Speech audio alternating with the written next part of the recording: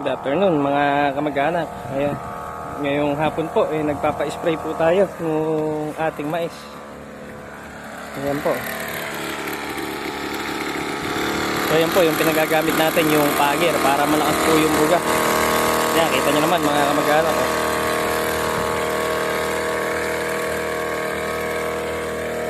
Ayan. So mga kamag-anak, medyo nagkasira yung mga dahon ng mais natin.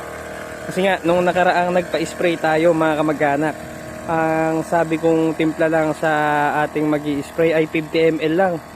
So yung 50 ml kasi na yon mga kamag-anak ay para sa 16 liters.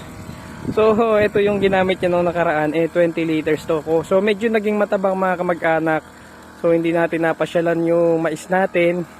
Kasi nga, ang tansya natin mga 7 days to 8 days ay okay pa.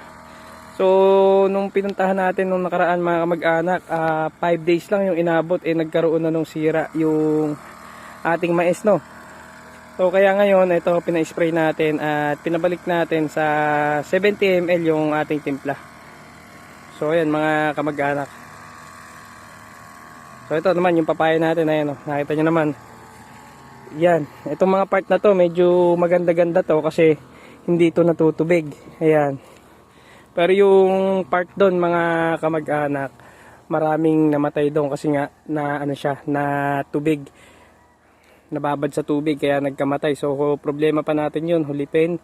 Nasa 50 piraso siguro na puno, 10 na lang yung panghulip natin. So ito na lang yung i-spray niya mga kamag-anak papunta doon. Palagay ko natapos niya itong ating isang block na yan.